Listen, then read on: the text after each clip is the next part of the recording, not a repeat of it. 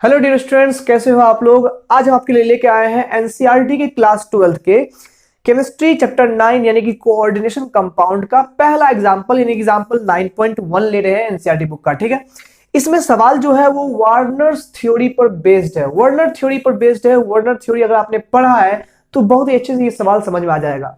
आपको एक्चुअली पता होगा कि वर्नर ही पहले वो एक्सपेरिमेंट करने वाले वैज्ञानिक थे जिन्होंने की क्या कहते हैं ये पता लगाया था कि एक कोऑर्डिनेशन कंपाउंड में दो तरह की वैलेंसी होती है मेटल आयन को। ठीक है, पहली होती है प्राइमरी वैलेंसी।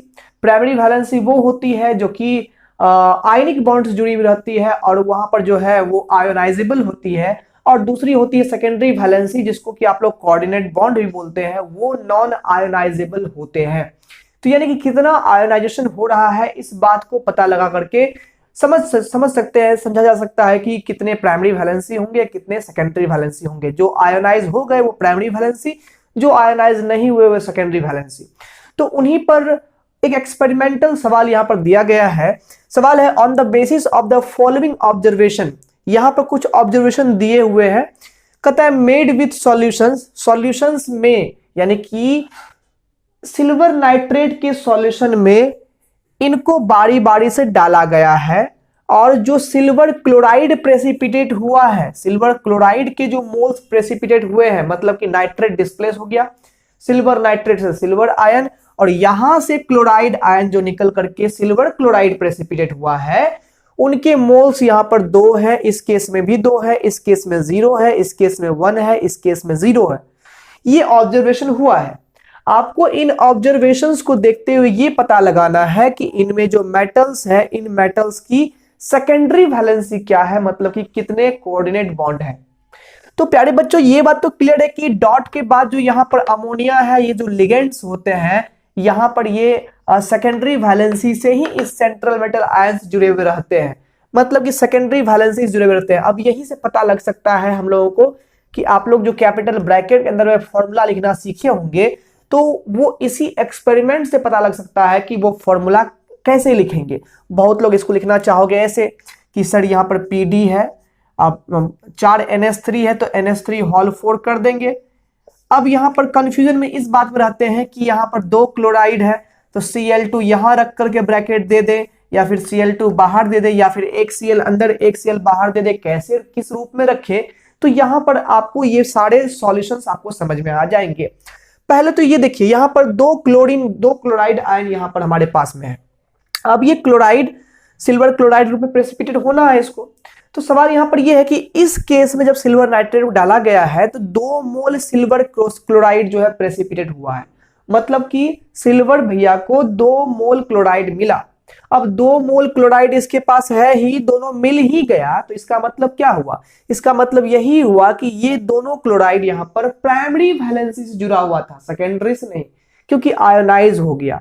प्राइमरी वैलेंसी से जो भी जुड़े हुए रहते हैं उसको कैपिटल ब्रैकेट के बाहर लिखा जाता है।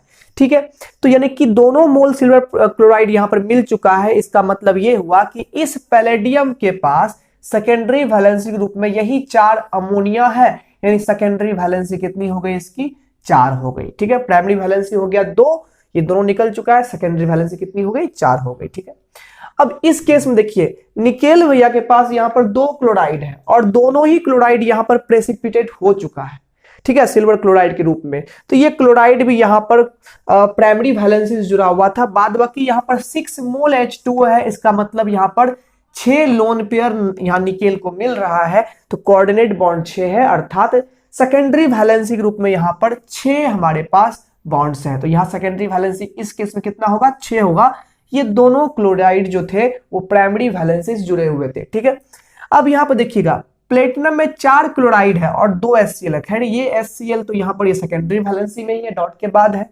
अब यहां देखिए यहां पर कोई भी क्लोराइड यहां प्रेसिपिटेट नहीं हो रहा है, सिल्वर क्लोराइड प्रेसिपिटेट नहीं हो रहा है। इसका मतलब सिल्वर नाइट्रेट को क्लोराइड मिला ही नहीं। ये क्लोराइड इतने लॉयल थे इस प्लेटिनम के साथ कि इसको छोड़ के गया ही नहीं। मतलब यहां पर ये हो गया कि ये जो चारों के चारों क्लोराइड है ये सेकेंडरी वैलेंसी से जुड़े हुए हैं, इसलिए आयोनाइज नहीं हुए। इसका मतलब यहाँ 4 क्लोराइड 4 सेकेंडरी वैलेंसी, 2 HCl है, यहां पर भी 2 सेकेंडरी वैलेंसी, मिला के कितने हो गए, 6 सेकेंडरी वैलेंसी यहाँ पर प्लेटिनम के हिस्से में है। ठीक है, अब यहाँ पर देखिए कोबाल्ट के साथ 3 क्लोराइड है और 4 अमोनिया है, तो 4 यहां से तो श्योर है सेकेंडरी वैलेंसी। 3 क्लोराइड में एक तो प्रेसिपिटेट हो चुका है, तो बचे कितने हमारे पास लोयल के रूप में, तो लोयल मतलब वही जो छोड़े नहीं के भी साथ। ठीक है, तो यहां पर हमारे पास एक तो निकल गया जिसको बोलते हैं बेवफा, एक क्लोराइड हो गया बेवफा, तो 2 क्लोराइड बचे यहां पर। तो 2 क्लोराइड हमारे पास जो है ये सेकेंडरी वैलेंसी यहां से गिनेंगे 2 क्लोराइड को, और यहां से 4 अमोनिया, मतलब हो गया यहां पर भी 6 सेकेंडरी वैलेंसी। ठीक है, यहां पर क्या है कि 2 क्लोराइड है और 2 अमोनिया है, तो 2 तो ये तो श्योर है, और इस दोनों क्लोराइड में एक भी नहीं निकला है, मतलब कि यहां दोनों क्लोराइड सेकेंडरी वैलेंसी जुड़े हुए हैं, तो यहां पर क्या हो गया 2 और 2 4 यहां पर सेकेंडरी वैलेंसी हो गया। अब चलिए हम लोग यहां पर, ये तो सवाल हमारा आंसर यहां पर हो गया, सवाल क्लियर है, कोई दिक्कत नहीं है, अब सवाल बन चुका है। अगर टाइम आपके पास एक्स्ट्रा है तो चलिए हम लोग इस रूप में फॉर्मूला कैसे लिखते हैं, इनको कन्वर्ट कैसे करते हैं वो भी सीख लेते हैं। ठीक है, नहीं तो आप लोग अगर इसको केवल बनाने आए थे तो छोड़ के जा सकते हो, कोई दिक्कत नहीं है। ठीक है, अब फॉर्मूला की अगर हम लोग बात करें तो यहां देखिएगा, सबसे पहले कैपिटल ब्रैकेट देना है आपको, और कैपिटल ब्रैकेट देने के बाद देखिएगा जो सेकेंडरी वैलेंसी है उसको अंदर में लिखना है ब्रैकेट में। पहले तो सेंट्रल मेटल आयन जो है पैलेडियम उसको लिखेंगे हम लोग। फिर देखिए यहां पर दोनों क्लोरीन में से दोनों क्लोरीन निकल चुका है, इसका मतलब ये प्राइमरी वैलेंसी था। सेकेंडरी वैलेंसी रूप में क्या यहां पर है 4 अमोनिया है, यहां NH3 हम लोग हॉल 4 लिख देंगे। ठीक है, और हमारे पास दोनों क्लोराइड जो है वो प्राइमरी वैलेंसी है, तो प्राइमरी वैलेंसी को आउटसाइड द बॉक्स लिखेंगे, आउटसाइड द कोऑर्डिनेशन स्फीयर हम लोग लिखेंगे। ठीक है, क्लियर हो गया। यहां पर देखिएगा इसमें हमारे पास कैपिटल ब्रैकेट है, निकेल डाल दिए।